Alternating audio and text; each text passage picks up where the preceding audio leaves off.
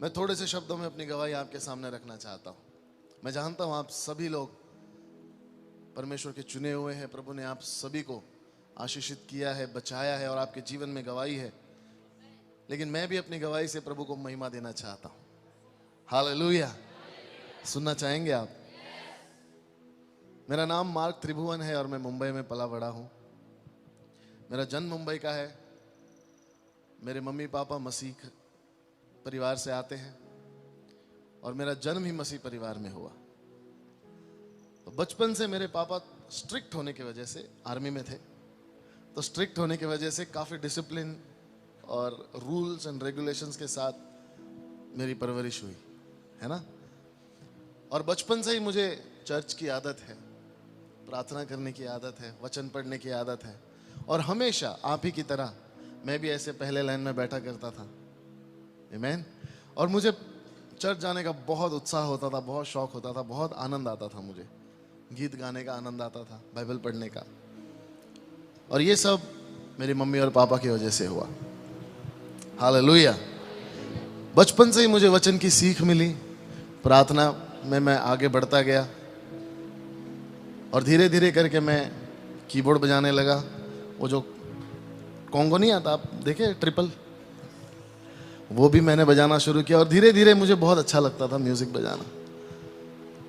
मेरे पापा भी बजाते हैं। तो ऐसे करके मैं आगे बढ़ता गया, स्कूल में बढ़ता गया, पढ़ाई में भी बहुत अच्छा था।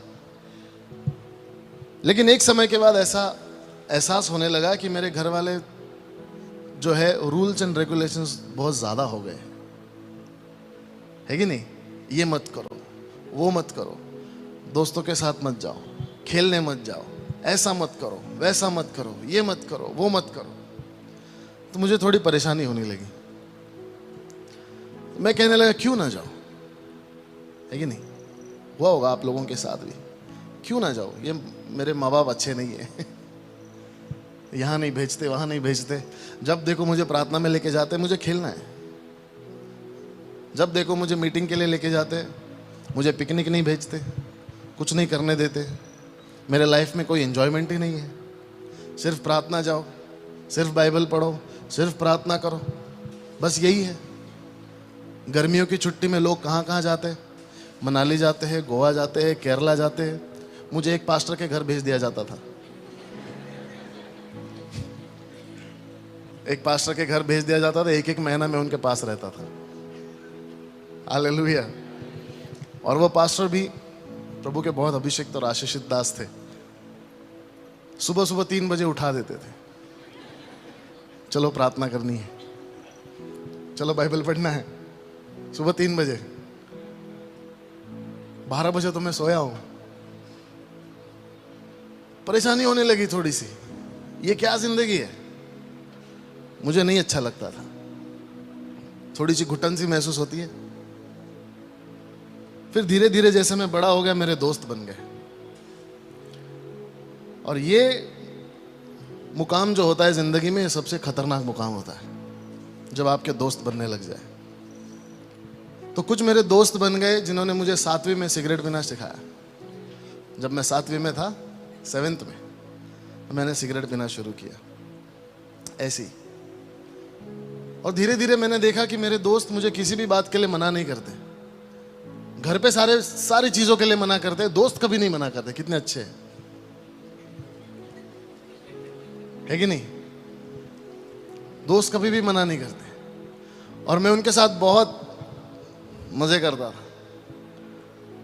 और जैसे जैसे मैं बढ़ता गया, एक क्लास से दूसरी क्लास, 7वीं 8वीं 9वीं 10वीं तक आने लगा, तो मेरी हालत थोड़ी बिगड़ती गई। दोस्ती बढ़ने लगी, परमेश्वर से दूर होता गया।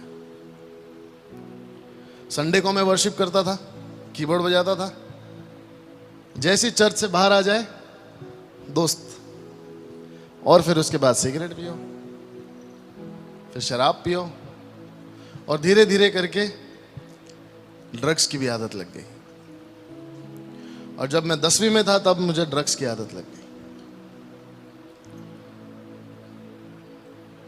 बहुत अच्छा लगता था मुझे जब मेरे साथ 8-10 लोग घूमते थे मुंबई के सड़कों पे। आप जानते हैं मुंबई शहर, वहाँ पर बड़े बड़े लोगों से दोस्ती होना बहुत बड़ी बात मानी जाती है, और मेरे दोस्त भी होते थे सारे गुंडे और लफंगे, जिनके साथ रहकर मुझे ऐसा लगता था कि ये मुझे किसी भी हालात से बचा लेंगे, मुझे छुड़ा लेंगे, मेरे लिए लड़ लेंगे ये लोग, है कि नहीं। एक होता है कि ये मेरे साथ है, ये भाई मेरे साथ है। मुंबई में भाई लोग होते हैं, यहाँ पर पता नहीं, मुंबई के भाई लोग होते हैं।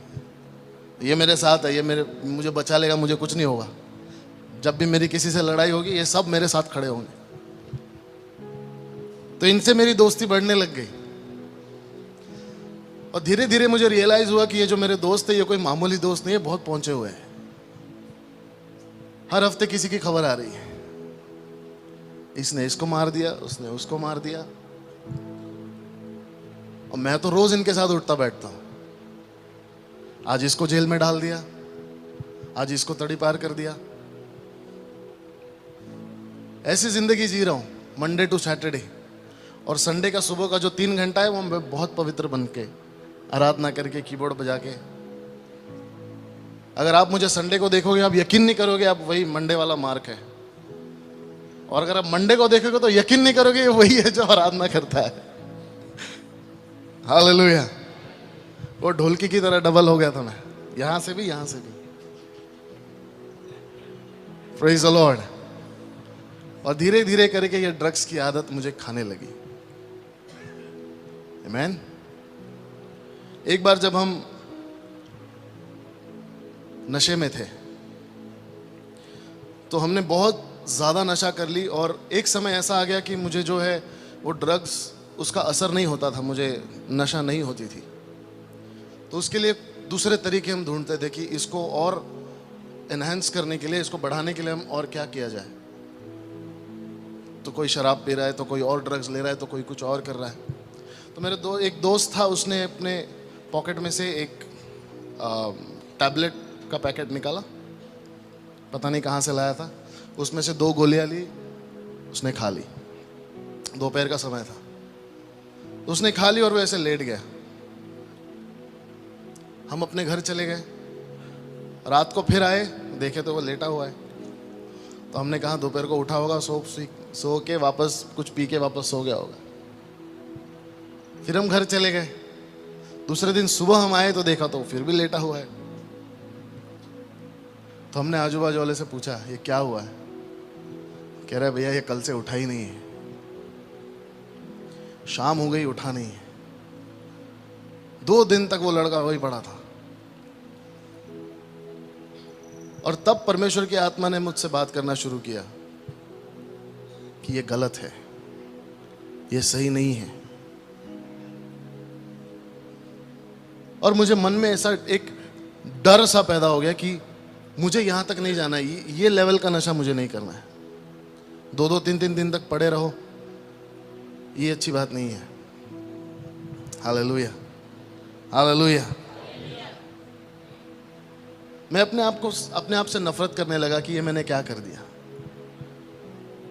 वचन पता है, प्रार्थना पता है, मेरे पापा पास्टर है, घर तक खबर पहुंच जाती थी आपके बेटे को आज यहां देखा, आपके बेटे को वहां देखा, इसके साथ देखा, उसके साथ देखा। बहुत परेशान होते थे मेरे माँ बाप, मुझे बहुत मारते थे, बहुत मारते थे।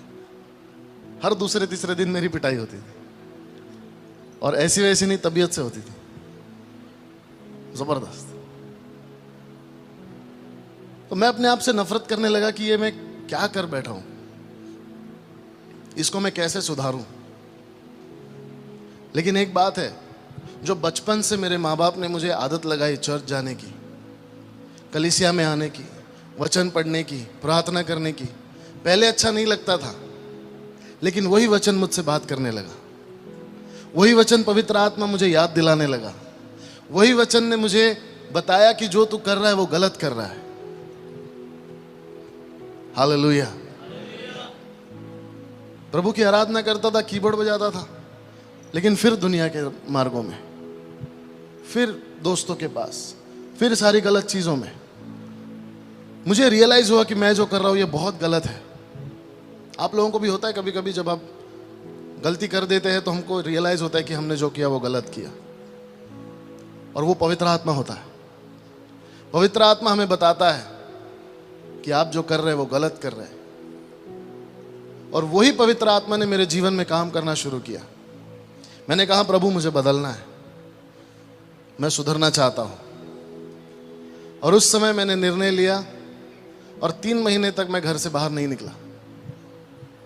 मैं 3 महीने तक अपने घर में बैठा करता था और 3 महीने में मेरे दोस्त छूट गए। और उस 3 महीने में मुझे पता चला कि मैं कोई एडिक्ट नहीं हूं किसी चीज का। शैतान ने मेरे मन को ऐसे प्रोग्राम कर दिया था कि तुझे जरूरत है, तुझे ड्रग्स चाहिए, तुझे ये चाहिए, तुझे वो चाहिए। लेकिन पवित्र आत्मा की सामर्थ्य ने मुझे संभाला और मैं जान गया कि मैं एडिक्ट नहीं हूं। मेरे दोस्त और मेरे नशे आराम से छूट गए। हालेलुया, बहुत आसानी से छूट गए।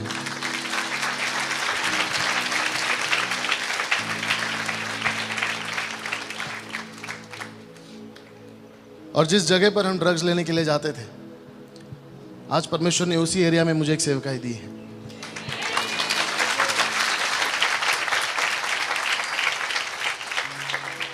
छोटे छोटे बच्चे हैं वहां पर ड्रग्स बेचते हैं, छोटे छोटे बच्चे हैं, और उन बच्चों के बीच प्रभु का कार्य अद्भुत रीति से हो रहा है।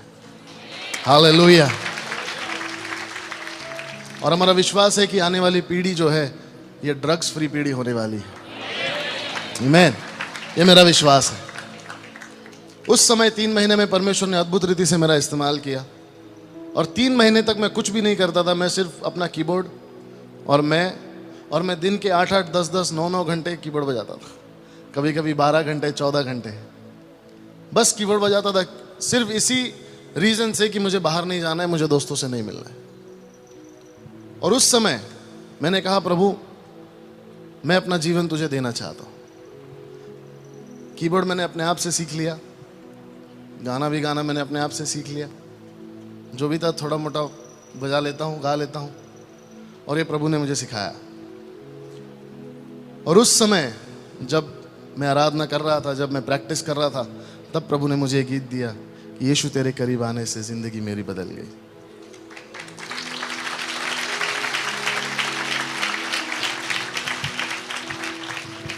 और उस गीत ने मेरे जीवन को बदल दिया। हालेलुया। उस गीत के जरिए मैंने परमेश्वर की महिमा की, प्रभु को आदर दिया। और एक ही गीत मैंने लिखा था, हमारी टीम ने मिलकर उसको बनाया, उसको लिखा। और उसके बाद 3 साल तक मैंने इस गीत को कहीं नहीं गाया।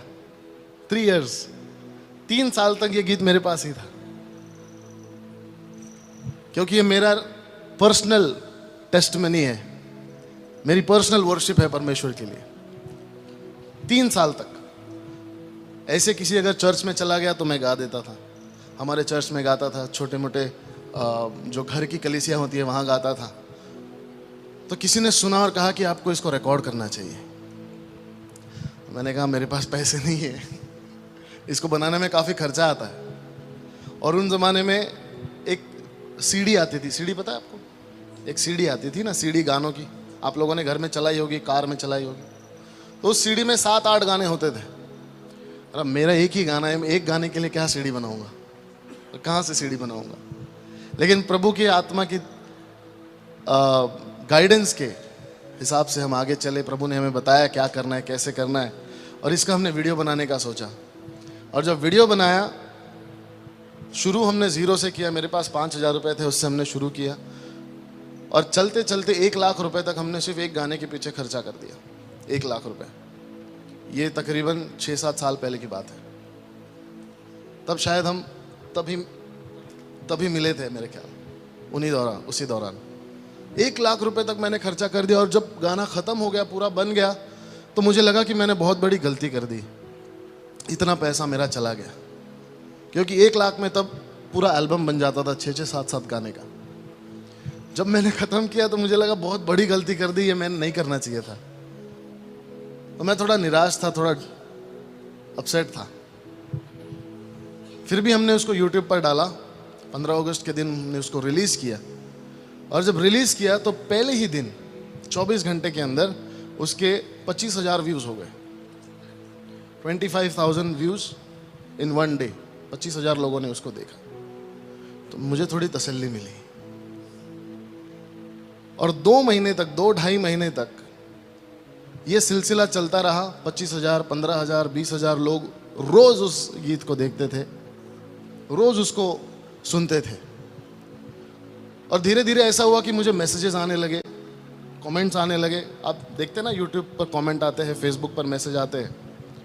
तो एक रात को मैं जब मैसेजेस स्क्रॉल कर रहा था तो उसमें मैंने एक नाम देखा जो मसीही नाम नहीं था। मैंने उस मैसेज को ओपन किया तो उसमें लिखा हुआ था, brother thank you for the song, very blessed, God bless you. मैंने उसको थैंक यू रिप्लाई करके मैं सो गया। दूसरी सुबह, अगली सुबह जब मैं उठा तो मैंने देखा कि उसी सिस्टर ने, उसी बहन ने लंबे मैसेजेस मुझे भेजे हुए हैं। और उस मैसेज को पढ़कर सुनकर मैं हैरान रह गया। उसमें लिखा हुआ था कि ब्रदर मैं यूएई से हूं, अरब कंट्री से हूं, और मेरा जीवन खत्म हो गया था। मैं अपना जीवन खत्म करना चाहती थी। कुछ हालात ऐसे थे कि मैं जीना नहीं चाहती थी। और मैंने पूरी तैयारी की कि मैं आज रात को जब सब सो जाएंगे शाम को, तब मैं अपना जीवन खत्म कर दूंगी। मेरे जीने का कोई मकसद ही नहीं है। उसने कहा कि जब मैं शाम की तैयारी कर चुकी थी, ऑलरेडी सारी तैयारी उसने कर ली, दोपहर को उसकी बड़ी बहन ने उसको ये फोन में उससे कहा कि ये नया सॉन्ग आया तो इसको सुन। कुछ ही घंटों पहले की बात है। वो नया सॉन्ग उसने ईयरफोन्स डाला और जब उसने सुना तो उसके आंखों से आंसू आने लगे। उसने एक बार सुना, उसने 2 बार सुना, और वो बार बार उस गीत को सुनते गई। और जब उस गीत को सुन रही थी तो उस गीत ने उससे बात करना शुरू किया। और उसने कहा कि ब्रदर इस गीत की वजह से आज मैं जिंदा हूं। मैंने सुसाइड करने का निर्णय मेरा कैंसिल कर दिया।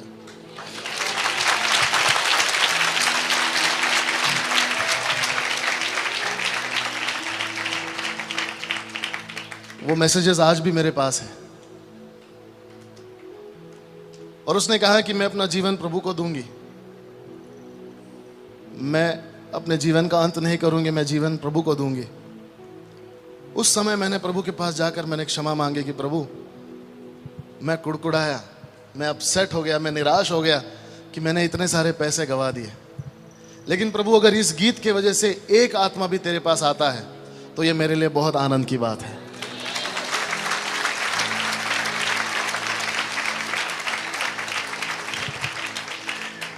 उस वक्त मैंने प्रभु से माफी मांगी और उसके बाद परमेश्वर ने अद्भुत रीति से कई सारे लोगों के जीवन में इस गीत के जरिए काम करना शुरू किया।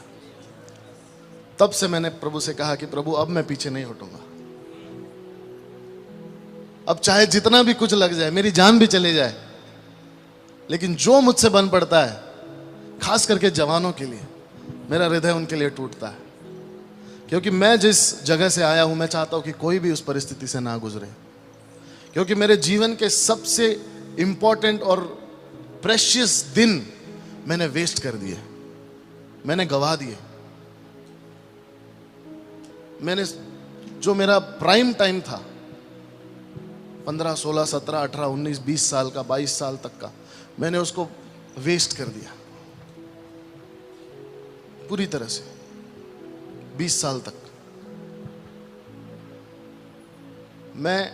आप जवानों को मैं चैलेंज करना चाहता हूं कि नशा करना कोई बड़ी बात नहीं है, बहुत आसान है।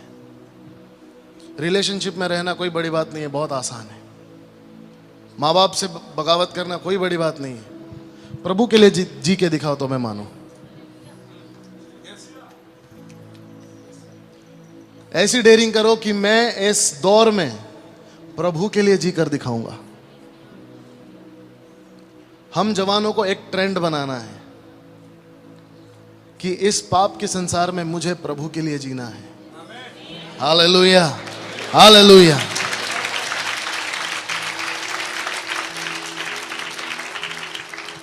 देखिए परमेश्वर कैसे अद्भुत रीति से आपका इस्तेमाल करेगा, बहुत अद्भुत रीति से आपका इस्तेमाल करेगा। Hallelujah, hallelujah.